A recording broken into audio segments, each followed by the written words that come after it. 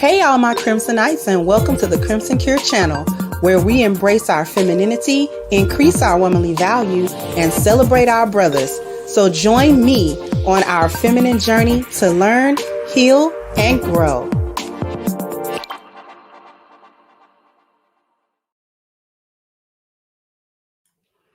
Hey there, everybody. How are we doing?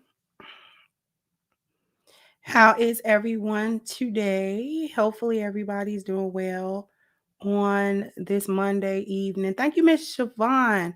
So thanks so much for your dedication to the movement. I look forward to hearing your perspective on topics. It's my motivation to keep trying to help women in my circle and family. Thank you so much. I appreciate you very much. So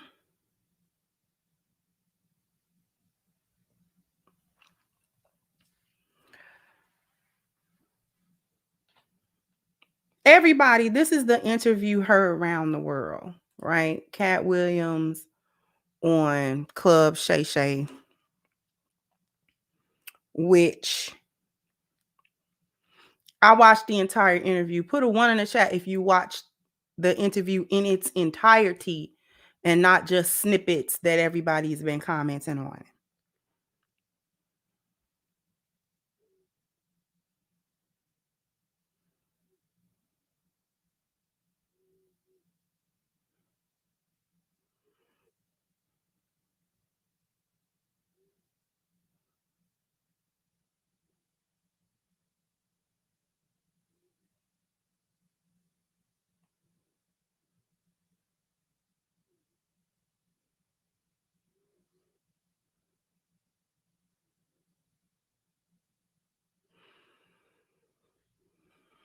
Yeah, a lot of people. Good, good, good, good. I'm glad that you all watched you watched it in full and not just clips, because I'm not going to be commenting on each and every part. I don't want to comment on what he said about necessarily any particular person or anything like that, because truthfully, Katt has been saying this same stuff in regards to these various people for years, really. Right.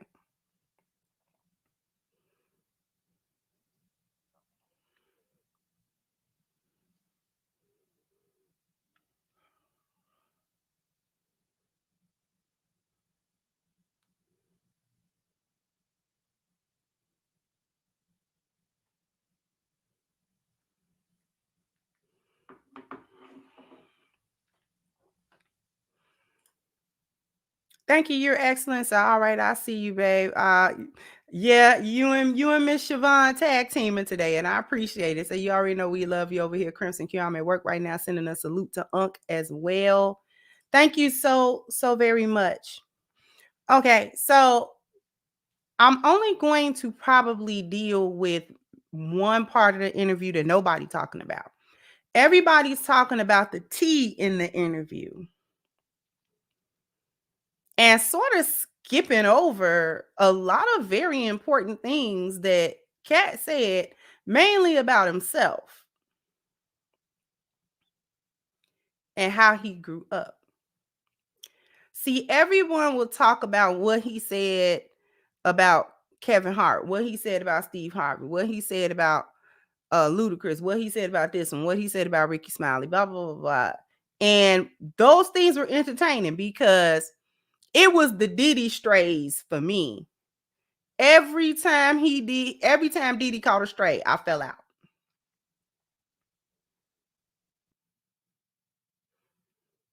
Okay. Every single time Diddy caught a stray,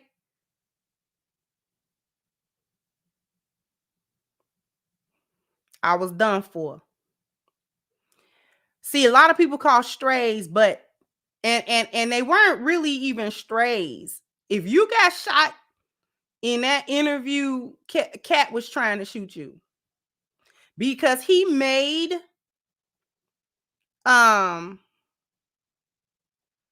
because he made it very clear who he wasn't talking about.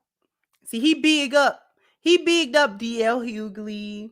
He bigged up Bernie Mac. There were a lot of people he specifically did not give them strength. He did not say nothing about them. He either didn't say anything at all or he didn't say anything bad about them. And people were like, oh, he's just drunk. He just saying all of this stuff because he's drunk. And it's easy for us to, as a group of people, it's easy for us to say things like, oh, well, he must be hating. He must be hating. Katt Williams is hating on these other comedians for whatever reason. He hating because they got so-called more success than he did, or he's hating because they are quote unquote more recognized than he is, things of that nature. And that's one of the things that I want to touch on, because Katt wasn't drunk. He was drinking, but he wasn't drunk. And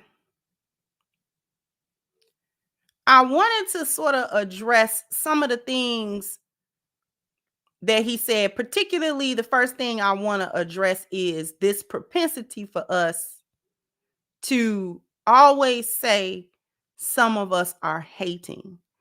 If a Black person comes out and they use their platform, for however they use their platform, and they tell the truth on their platform, especially if they have a larger platform and people will recognize what he's doing, or they recognize that person, and us as a Black person say what is truthful about another person, and that person happening to be Black,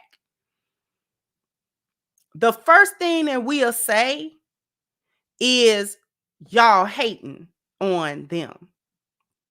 And I want to kind of delve into that, because that's actually one of my pet peeves. I hate when people be talking about, just because you tell the truth about somebody and that truth is not flattering, or it's not, exactly positive, or it doesn't paint a person in a particular light, then all of a sudden you got to be hating on them. I don't like that concept. And we as a group of people, we got to drop that. We got to drop that whole, if they saying something quote unquote negative, then they must be hating on the person that they are talking about. That means, for us, that means that no Black person is subject to constructive criticism or critique, and that no accountability at all can be assigned to them. Because if you're Black and you come out and say something publicly about another Black person, all of a sudden you're hating. And we got this real nice double standard, because we only do that for the person that reacts to the slander that come their way. So how long have those rumors been going around that Katt Williams is some type of a drug addict and some type of a crackhead? How long is certain people in, the fan bases thinking that Katt Williams has a drug problem because of the rumors that have been going around that he is on some type of drug, and more than marijuana. Okay? Slandering his name, attempting to destroy his credibility, so that if he's a crackhead, you can't really take nothing that he says with any form of seriousness or pay it any real attention, because a crackhead say anything. A crackhead, you know about them crackheads, they'll do anything. And them crackheads, man, you know what I mean? And one of the things that they will do is that if you are a person that Katt Williams seems to be, a person that has money but doesn't let the money that they have define them. I'm going to touch on that too, because Black people, we don't understand money and wealth either, like as a group. Like we don't know. We don't understand that. We don't understand money and wealth. We don't understand the concept of somebody being able to have millions of dollars and not let those millions of dollars define who they are as a person.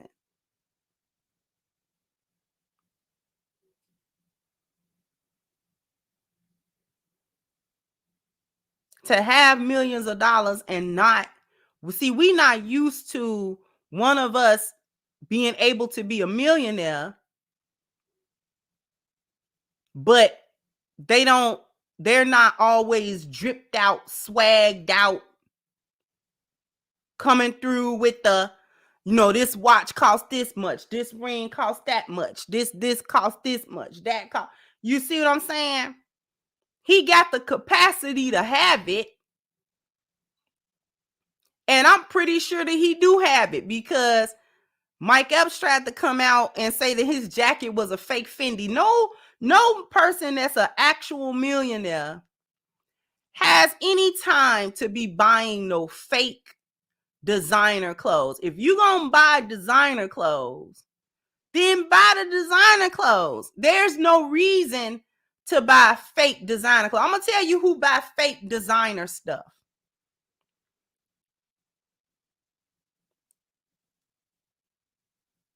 Because I've never bought fake designer stuff. At my brokest, I've never bought fake designer, fake labeled anything. I either could afford it or I cannot. But what I will not do, what you'll never catch me in, is a fake Gucci, a fake Fendi, a fake Louis, a fake this, I don't need no fake nothing. And people who are always buying these fake labels, that's where your mindset at. See, you need to check your mindset for that.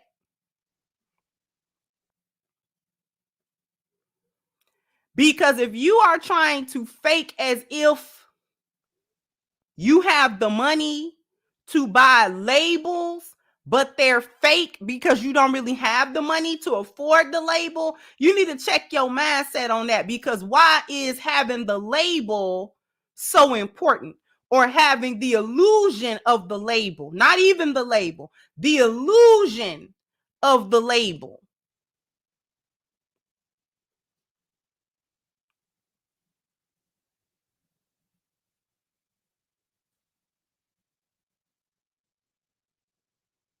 Poor people stay poor because they're trying to look rich and act rich.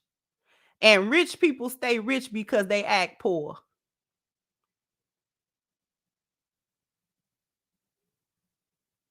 It shouldn't even be it shouldn't even be that important to nobody to say, I got a Louis, but you know in your heart that you was down there. See, they don't say that stuff in Jewtown no more. But they be over there, used to be over there on Canal or whatnot. You feel me? Selling that stuff, man.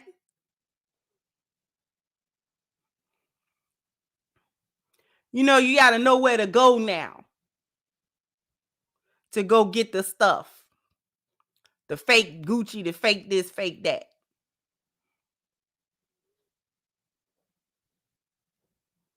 It's little places on the west side that sell them little purses and the belt and the this and the that.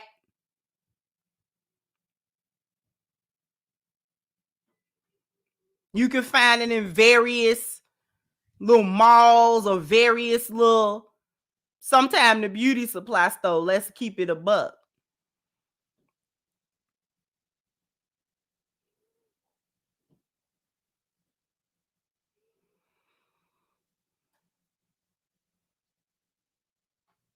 So because Katt does not always go places completely dripped out, it lended to believing that he might not have been, that he might have been on drugs. And therefore, because where his money go, because we don't see his money. We don't see his money.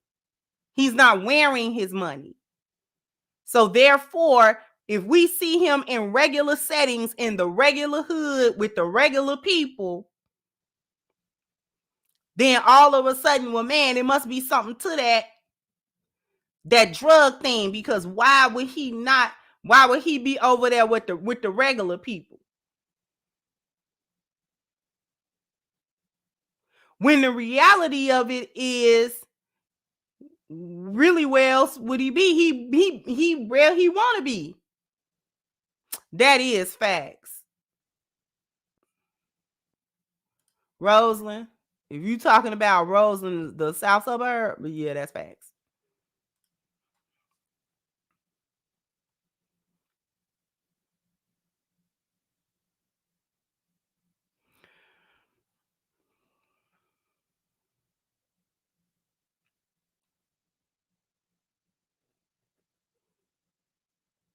We as Black people, right, around there, 115. We as Black people, we gotta see, the reason I really want to talk about all of this is because these are the mindsets that keep us where we at. These are the mindsets that keep us where we at, because we focused on the drama part, but nobody focused on this part when he said this. Hold on. We gotta, make sure we don't get flagged and whatnot. But this. Cincinnati, Ohio, raised in Dayton, Ohio. What was Katt Williams' upbringing like? Your parents were Jehovah's Witness. You were a prodigy. You were brilliant. You talked to me that you got accepted to college at 7 years of age. You could read fluently at 3 years of age. So having that kind of knowledge, having that kind of prodigy, what was your upbringing? How was it? How was life as Katt Williams Crunk coming up?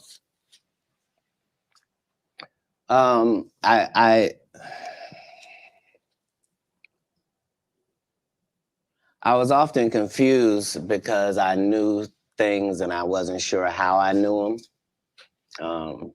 I knew things that I felt like I don't have a reason that I know this, but I love to read. I was voracious because they told me when I was young that knowledge was powerful. That knowledge was power, and I had studied powerful people, and I really believe that. I immediately, my next project was to read the whole encyclopedia set. So when you're like 6, 7 years old, you read the whole encyclopedia set, you think you're one of the smartest people in the world, right, only to get out in the world and find out you don't know anything. So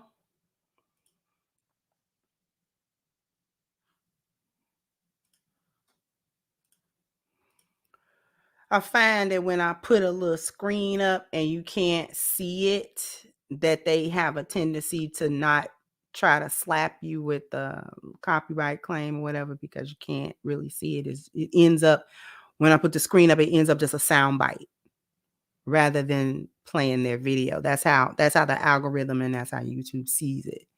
Anyways, people skipped over that. The Katt Williams said he was a prodigy, could fluently read at 3. It's kids that ain't potty trained at 5 running around here, okay? At one point in the interview, he told Shannon that he could run a 4.3 or a 4.4. Folks called Katt. It's a video out right now of him doing it. And not an old video. It's a recent video. He just did it.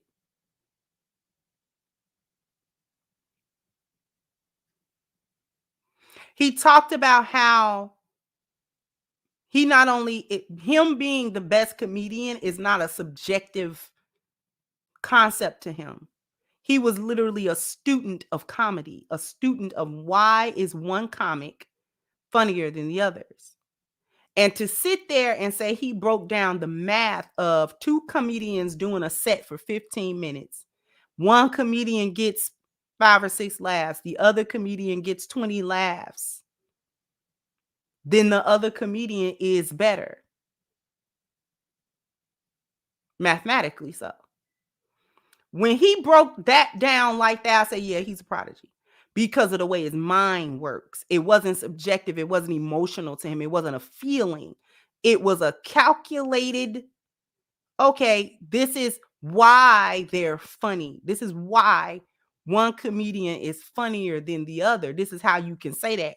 Because if two comedians do the same audience at the same night for the same amount of time, and one comedian don't hardly get no laughs, and the other comedian had a room dying, that's the better comedian. So when he says, when he tells people that, no, I'm actually better, is because he actually will break down that math. Okay, if we did an hour for the same group, you got some good laughs, but I counted them and I counted mine, and mine was better than yours. It was, I had more. If people laugh more at what you say, then you're funny. You're funnier to them.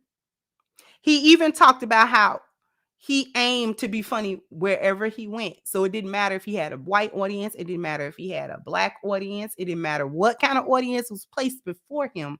He couldn't be thrown a curveball by putting him in a room or putting him before a crowd that would not be able to relate to his jokes and therefore not find him funny. So he was talking about doing tours and going places with the Jeff Foxworthys. And, you know, back in the day, Jeff Foxworthy was a hot thing, but these were white comedians. White comedians typically have a different type of humor. It's a different humor. Because Katt Williams can have me dying, but then Jerry Seinfeld can have me dying too. For different reasons, different jokes altogether. Right? Bill Burr be having me in the floor. Right? In a different way than Bernie Mac would have me.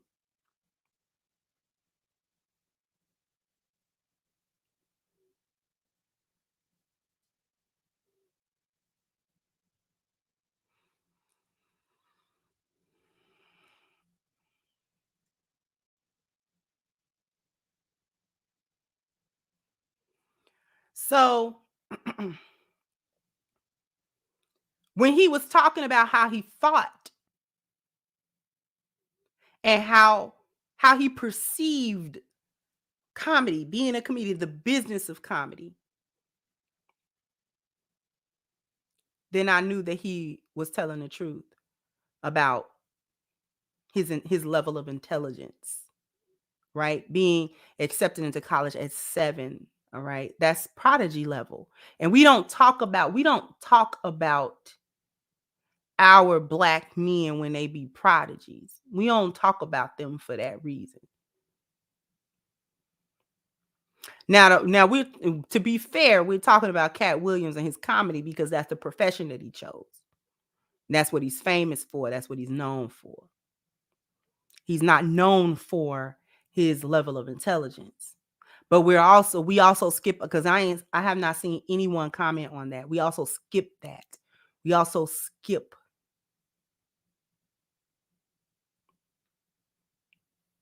the fact that he's highly intelligent.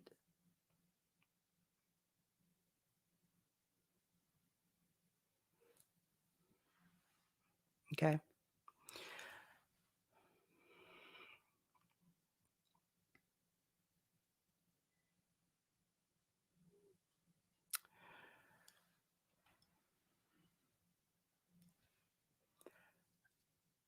I wrote what I wanted to say down, but I'm also watching the time. So let me go ahead, cut to this commercial break, and then we're going to come back. I'm going to hit the super chats, and then we're going to wrap up the concept of hating, because I really want to delve more into that.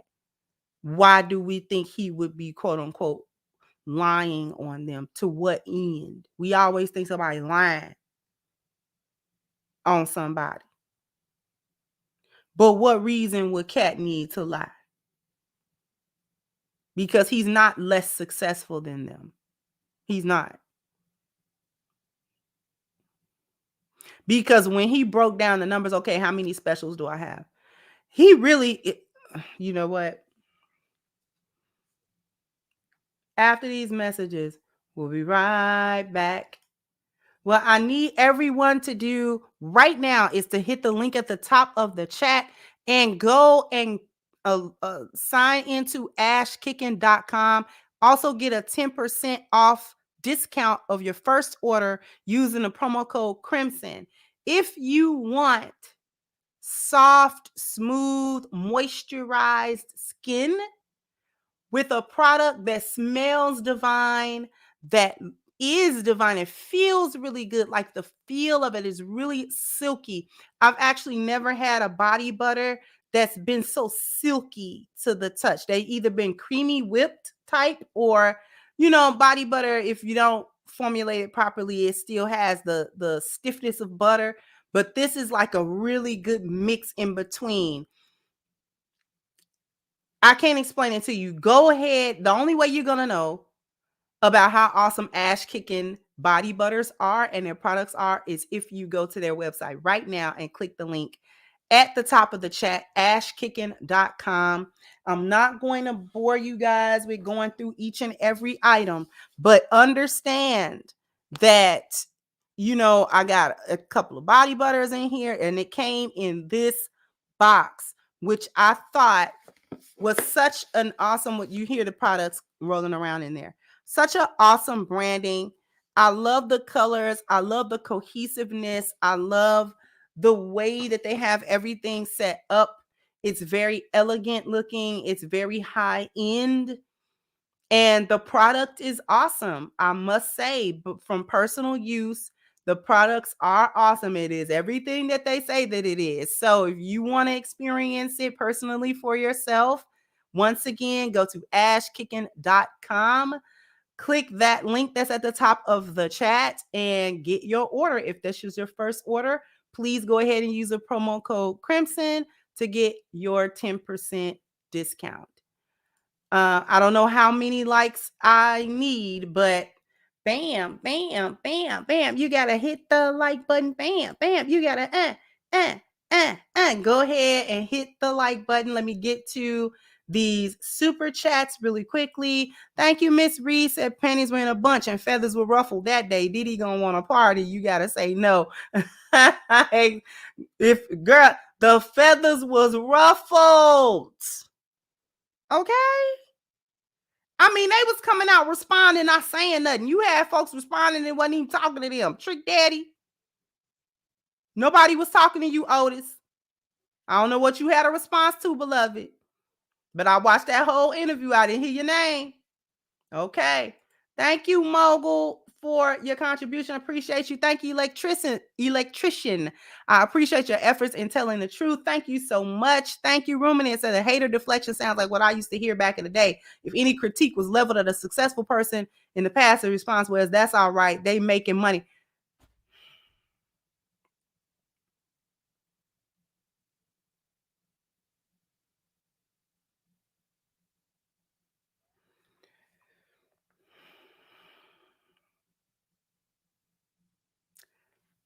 You summed up where I was trying to go with it. At least they making money though. Really? And that was Katt's that was his whole reason for saying what he was saying and why he was saying it. Okay, they're making money. That's why he made the analogy, or he was making the connection for Shannon, because Shannon is an athlete, right? He works out and keeps himself fit. He goes to the gym and all of that, and saying, okay, if you're going to use steroids to achieve a certain look, fine. But what you're not going to be able to do is come over there to those of us who actually got that work in the gym to look like that. And we didn't cut corners. We actually sweated. We actually, you know what I'm saying, pain was in pain, and the muscles hurting, and you know what I'm saying, and all that kind of stuff. And we actually did that to get that body, and you went somewhere else. You juiced to get your results. I don't want to. We not the same. We are not the same. I don't need you to come talking about what I did to get the result, because you didn't do no work. You didn't do no work. You shortcutted your way to where. That's why I don't like BBLs. Shortcut. Thank you, Terenzo. So about these labels, real or not, until we have our own brands from our own people, these labels and their costs don't matter because we're simply dying over them anyway. Hope that doesn't go over heads. Cook on. Twin, thank you so much, sweetheart.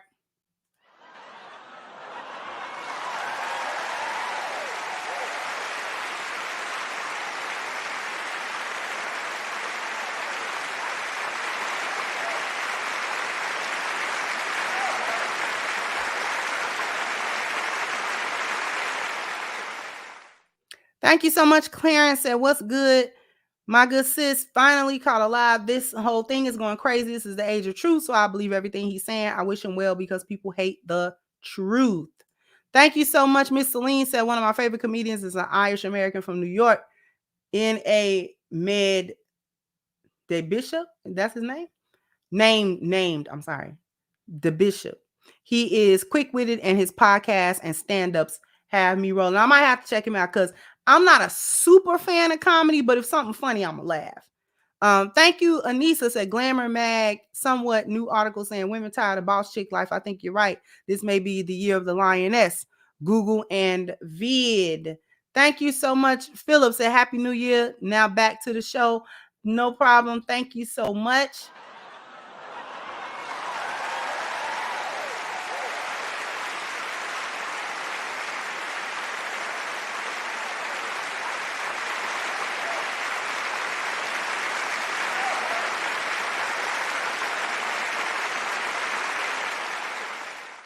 And H-Back said, Katt telling the truth. Also, a good morning show tomorrow would be Project 2025. And Why Single Mothers Are Mad is on TikTok and they're scared. Fem Gems actually mentioned something like, I'm going to have to do my research to see exactly what that is. But I will check that out. All right. So the thing is this. And I'm gonna actually go back to Ruminant's post because that last part, that's all right. They are making money. We don't like it.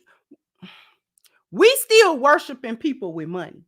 You can tell even by some of the talking points that go on in this space. Let's really keep it a bean, y'all. Let's really keep it a bean.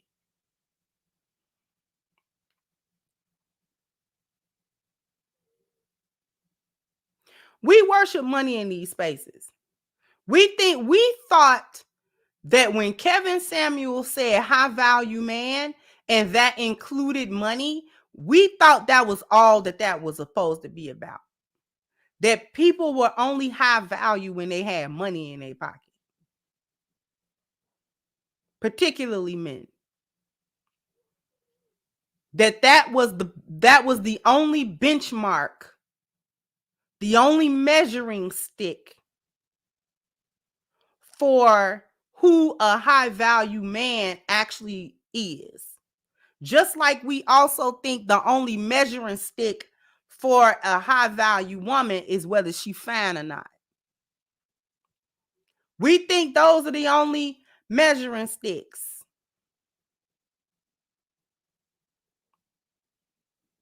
Even though Kevin talked about the integrity of men and, you know what I'm saying, and all of these other internal values, you know, the values that I talk about, spiritual health, family, appearance and dwelling, you know, those that we like to forget about conveniently, depending on what we trying to say and what point we trying to convey.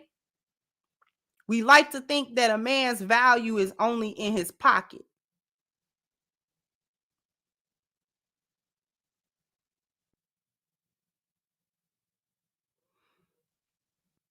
And in truth,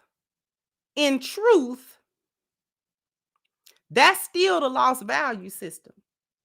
So we circling around certain stuff, but it's still the lost value system. That's why we ain't got out. Because we still worship people's money and we still worship their looks. We still worship the external things about them and without paying any attention to the internal things. So such that we think that a man who has money and maybe paying bills or something like that, he can never do no wrong. He's not ever doing anything wrong. He's doing everything 100% that he should do, because that's the only thing that he does. And it flies in the face of all of these years talking about the actual value of men and beyond his pocket, not using men as a utility, not seeing men as just something something you use, a means to an end, a tool. He's a human doing, not a human being. Remember that? So we can't say that men have all of these other values, and then when it befit us, he's only valuable when he got a certain amount of money. And then we don't talk about who he is as an individual. Just like we'll say that a woman that's fine, she is not, if she not fine, she not qualified for a high value man, without talking about who she is as a woman. As if her external looks something she didn't have nothing to do with. That's genetics.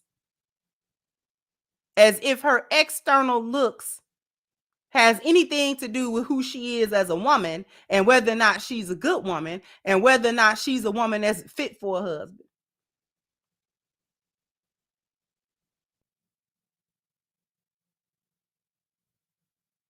And this is why we had people talking about Jonathan Owens should have done better than Simone Biles, because Simone Biles is not some type of dime piece or whatever in people's opinion. And so therefore she wasn't as good of a woman as he could have ended up with. That's why I did the show the way I did it when I talked about it. So we as a group of people, we like to dismiss, because in reality, we don't think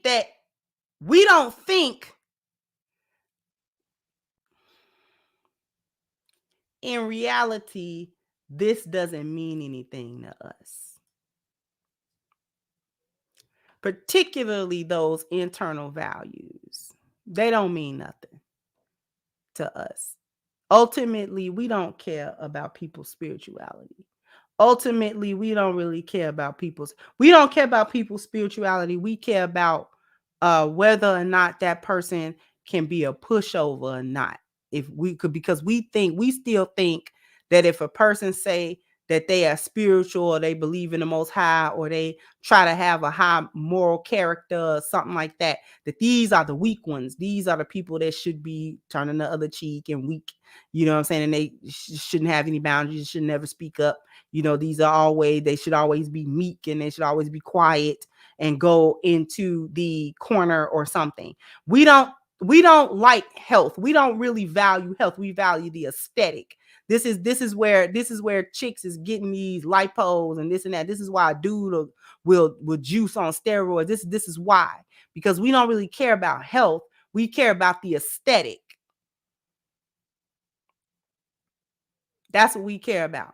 We care about the aesthetic of it look like. Right? So we don't really care about family, because we will make excuses for all of these whacked out so-called family dynamics and structures that are not really families, but in reality, it promotes all of the foolishness that we see play out day to day in our so-called community. Do you understand what I'm saying? We don't really care about appearance values. That's very shallow. That's very, when it's convenient, we care about it. When we think we're getting embarrassed in front of other people, non-Black.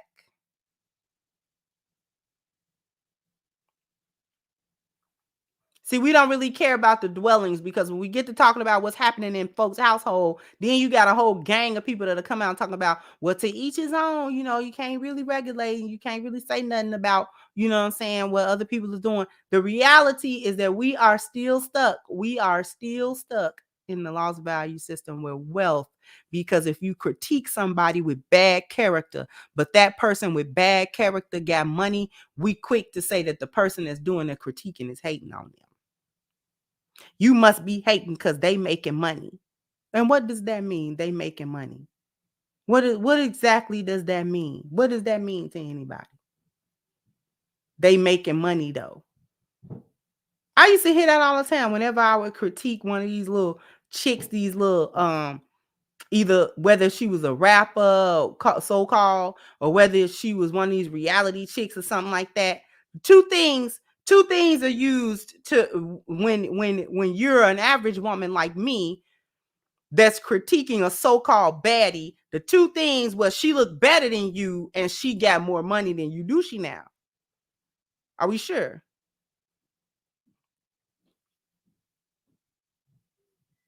And what is that supposed to mean? So she can't be critiqued because what?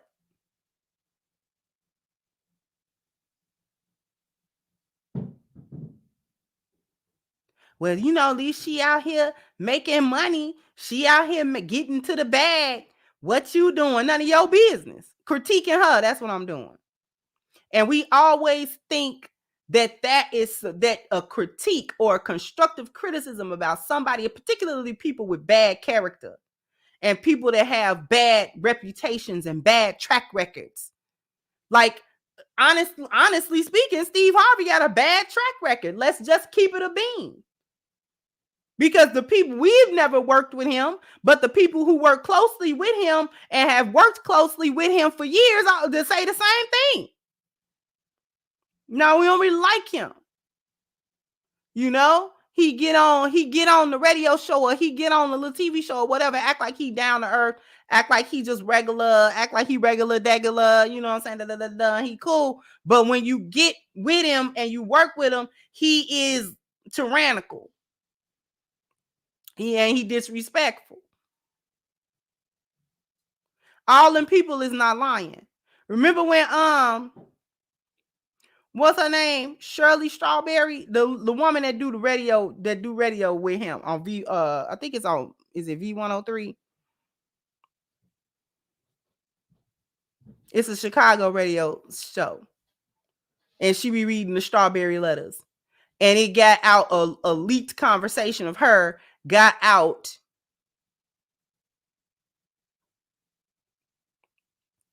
And she was talking about how unlikable Marjorie really was.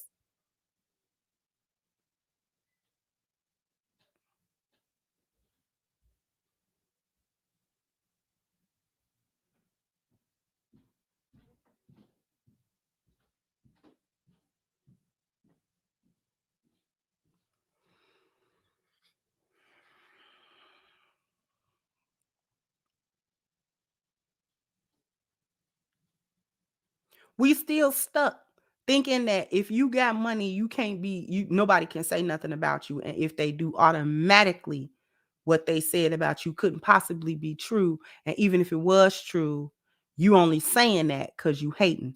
I'm gonna tell you one thing because I understand Katt. I understand what he said. I understand why he did the interview the way that he did. I understand why he said what he said. I understand Katt. I understand Katt's whole position that he presented. It wasn't about tea. It wasn't about tea. It wasn't about trying to bring nobody down, because he never tried to bring nobody down. He never told nobody don't go to a Kevin Hart show. He never told nobody don't tune in to a Steve Harvey game show or talk show or whatever. He never said don't tune in or go to a Cedric the Entertainer show. He never said none of that. He never put nothing out there that would dissuade anybody that was a fan of any of these people to somehow not be a fan. He was not taking food off their table or out of their mouths.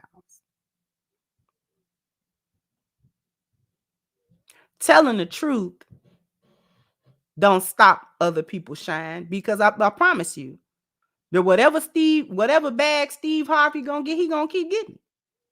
It don't matter what Katt said on that interview. Whatever bag Steve Harvey was gonna get, if he continue to do the work and blah blah blah blah, he's going to get the bag. Katt is not nowhere trying to stop it.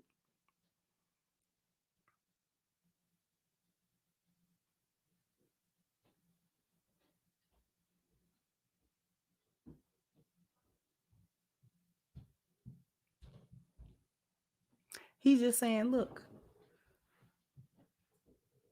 I do work. When he talked about the Netflix specials, that made so much sense. Are y'all familiar with what I'm talking about? And this is why I talked about Monique during the time with the whole Netflix. They ain't pay me this, that, and the third. And then Taraji was crying about pay and stuff. I'm like, but y'all don't do that kind of work though. Like, who do y'all really think that y'all is to be getting this money? Katt said Netflix will offer you, get this, the offer that Netflix will pay you, the money offer that they make you is based on the money that you made the last time you had like a comedy tour or show. How much did you pull in? What's your earning power when you work? He said my earning power was like $2 million, $2.5 million. Her earning power was what her earning power was. Amy Schumer or whatever, her earning power was what it was. That's why the pay disparity Netflix is only gonna offer you what your earning power is. They're not gonna pay you more. They're not gonna pay you more than what you pull. Surprise.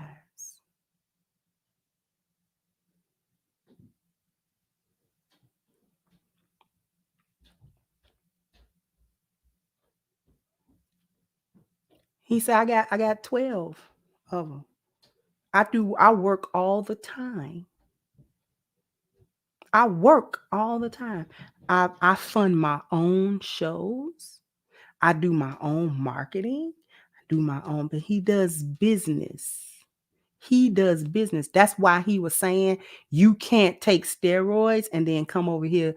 And I've been in the gym. You can't talk to me about work ethics and how you got nothing. You can't talk to me about outcomes, because I actually sweated for my outcome. I actually understand the business. It wasn't given to me based on I did this thing or I agreed to this type of thing. I'm going to be humiliated. I'm going to be.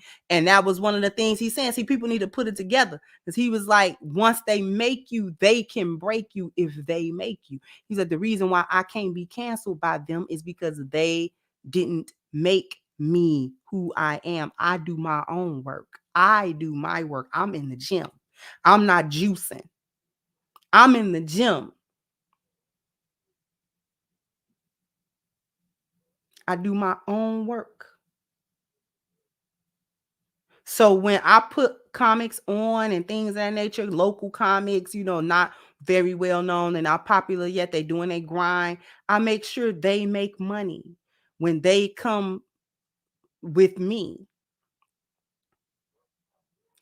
They don't have to sign papers for Katt Williams conglomerate and all again and be subservient to me. They make their own money. If they came in their own business and they want to be independent, they can do that. I'm not holding no hostages. I'm just trying to help them out. I'm the big comic. I'm the big dog. So why not use my platform for them, to help them?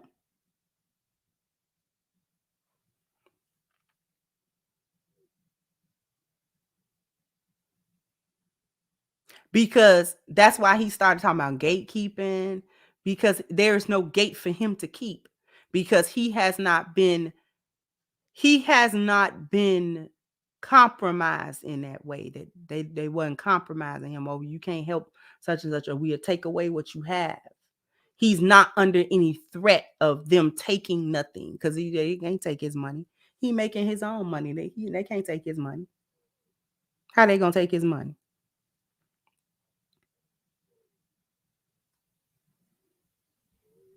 They didn't understand it when he said he was already wealthy. He's wealthy. And he's turned around and said, please don't check my net worth. He said one time I Googled my network, I had that on me. He wasn't talking about his money. See, he was talking about wealth according to the 10 life values. Money is but a part of wealth. Wealth is living your life in abundance, not necessarily having a whole bunch of money. There's a difference between a person being rich and a person being wealthy. And he was talking about being wealthy, like in his life. I need people to hear that interview with different ears. It's tea on the surface. It's not tea on the bottom. It's coffee on the bottom. Shout out to Sister Zed. Drink the coffee. It's tea just on top. It's coffee at the bottom.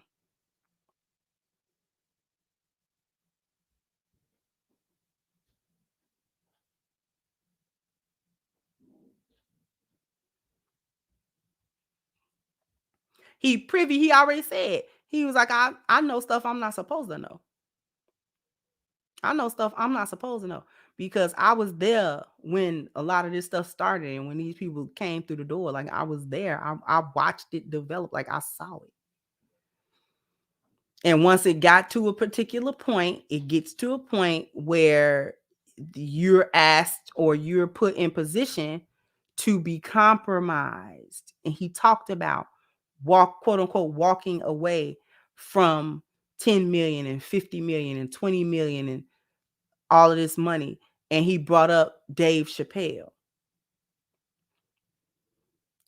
He was like, I don't look at it as I walked away, or he walked away from 50 million. Well, we walked towards our integrity. Because of course I want $50 million.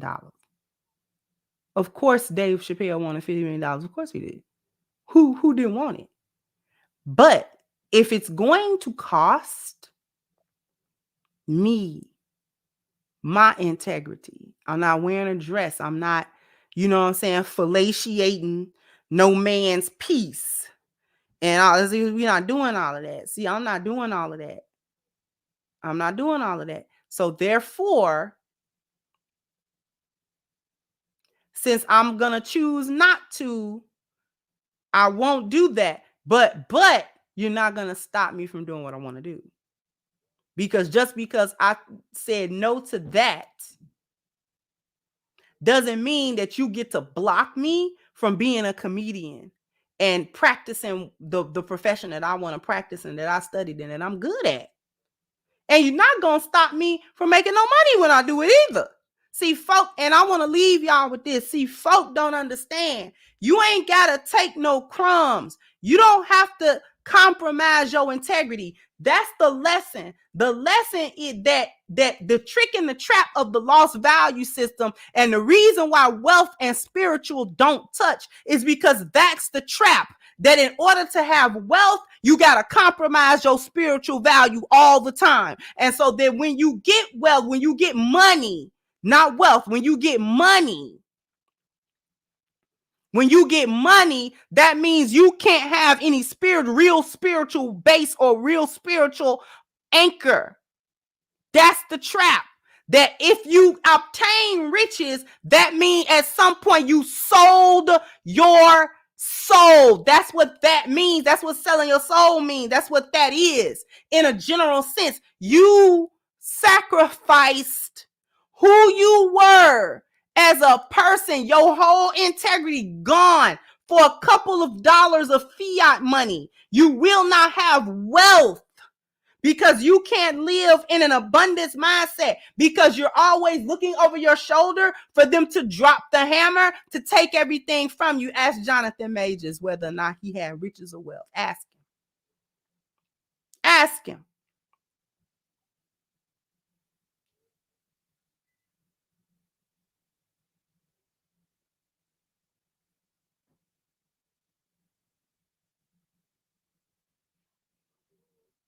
You ask him.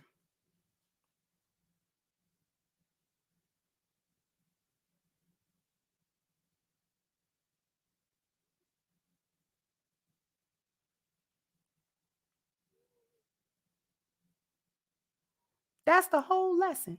You don't have to, the lesson of the 10 life values is that your spiritual value is not to be sacrificed for any money. That is why I have stressed to y'all over and over that spirituality and wealth touch each other. 1 in 10 touch each other. It is not separate. It is not separate. The higher integrity of your spiritual value, the more wealth you're going to have. That's the whole lesson here. That's the whole lesson here. That's the whole lesson here. It's just that when you don't sacrifice your spiritual value, you're going to have to do some work. That's the difference between people like Katt and people that have all this talent. You be trying to figure out how they never made it. Why come certain people with a whole bunch of talent never make it? They never can do, because see, only some people can do what Katt did, what he realized to do. When you get to a point where you are being asked specifically to go into the lost value system, specifically, are you going to allow us to corrupt you spiritually so that you can get a couple of dollars from us, right? It's going to be all kind of strings attached, right? And you say no, I'm not going to do that. That leaves that person that says no with two choices. Two choices. Choice number 1 is to continue to do what you were going to do, but just understand that you're going to have a tough road ahead of you. And the second person is realizing that they're going to have a tough road ahead of them and not knowing how to do that work and not being willing to do that work. So they have to go another way. They have to go another way. I can't pursue this profession no more. I had to go another way. Dave Chappelle went away to learn that lesson. Dave Chappelle had to go away. See, he couldn't just persevere immediate. He had to figure out, okay, now that I'm not going to sell myself out, but I still want to be a comedian, this is what I want to do. And it can be lucrative with what I want to do. I'm talented to do it. People like me. I've already proven with the Chappelle show, and I've already proven that people like my comedy and people like my skit comedy and people like, I'm funny to them, right? But now what do? He had to go away. Dave Chappelle said he became Muslim. Do you understand what I'm saying? Like he went on a spiritual journey, like he had to find his spiritual self so that he can obtain wealth. Now he can, that's why he say what he want to say. And then they can't really cancel him because they didn't give it to him. So they can't take it. There's no strings to it.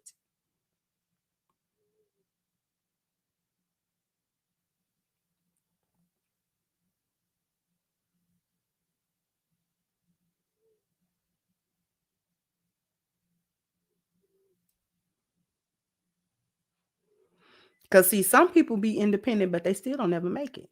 They never go nowhere. You wonder why. They got a lot of talent. Why can't they get it? Because they never learn the other side of it. They don't learn the business side of things. They don't learn that.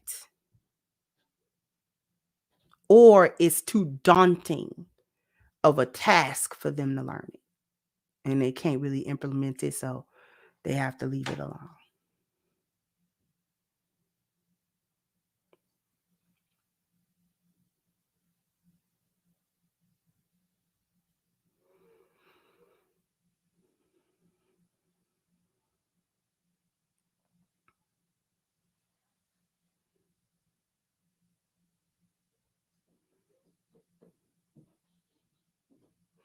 So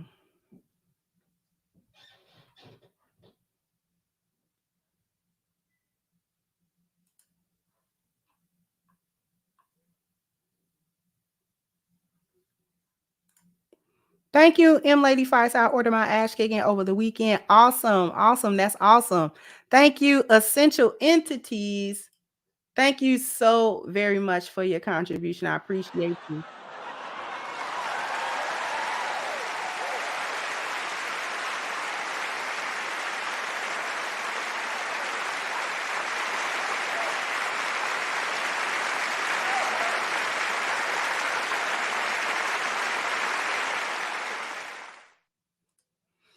Thank you. Nakamiya said the love of money is the root of all evil. The more money they make, the more foolishness they can get away with. That's the perception today.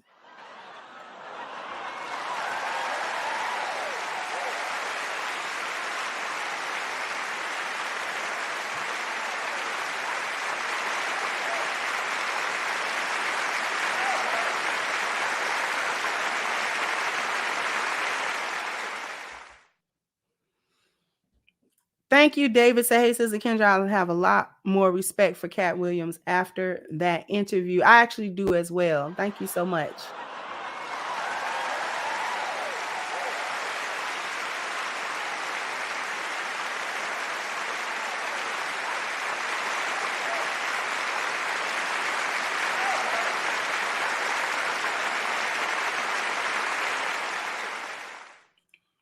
Thank you, Jared. So after hearing Katt and that Christian Keys dude talk, there should be a men's Me Too. Seems men get the same advances yet are able to say no. I'm gonna give you my opinion on able to say no. All of them can say no. The women can say no as well.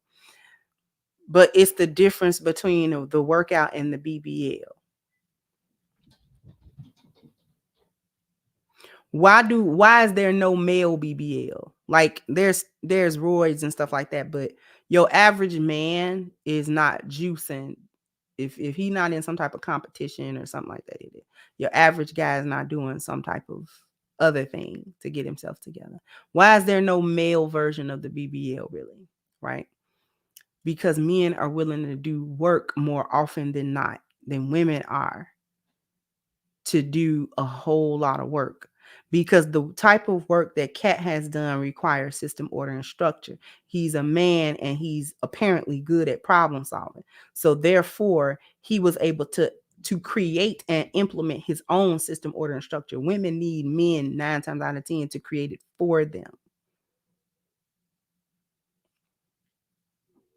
So if they say no, they're either going to have to give up on what they wanted to do, or they just going to they can do it, but they know they're going to struggle. This is the difference between Katt making it and Monique not making it. Aside from the fact that I don't think Monique is funny. Monique can be funny in movie settings, but her stand-up I don't like. I've never liked her stand-up. Right? But besides the point, there are people who like Monique's stand-up. Let's just say you do. Let's just say Monique's really good at stand-up comedy, right? For instance, right? For example, she can't do on her own what Katt did. She needed someone else externally to give her SOS. And it has not worked as well as Katt has done on his own. You understand what I'm saying? Because we can tell, because she had a problem, a whole issue with the Netflix pay and being blackballed by Tyler Perry and Oprah and all that kind of stuff. See what I'm saying? Thank you, Quinn, for your super sticker as well. And thank you, Jay Hill, for your contribution as well. Right?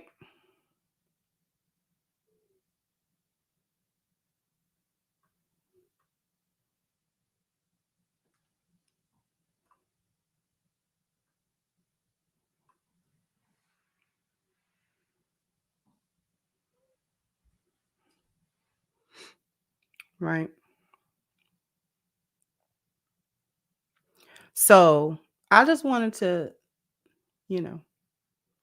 share a few thoughts. I actually have a lot of thoughts about that interview, but I'm not going to beat that with a horse. Probably not going to come back to it unless something else develops that's worthy to be talked about. But I've never liked Kevin Hart's stand-up either.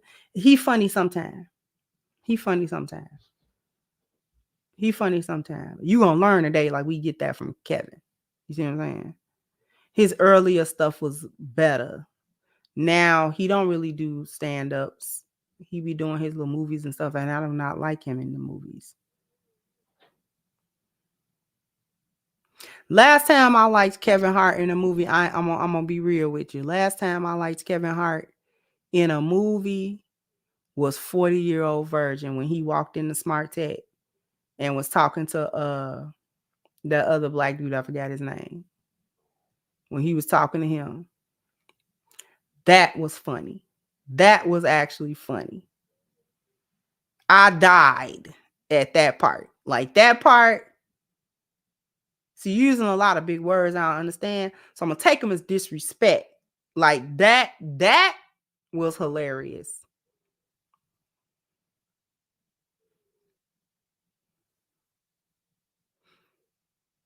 That was hilarious. I ain't gonna lie. Him with that part, that little small part, was hilarious. Yeah. He funny off and on. Every once and again, he funny. Okay, he could the chocolate drop. He got some talent. I'm not gonna say he's not talented at all. It just is a preference whether you like him or not. I'm not gonna say that he don't have no talent, but it actually crushed his creativity, in my opinion, doing all this Hollywood stuff. I don't like it. After he, got all in that Hollywood stuff, I don't even like the way he do it. I liked him without it. Now it's too manicured now, and I don't like that. It's too manicured.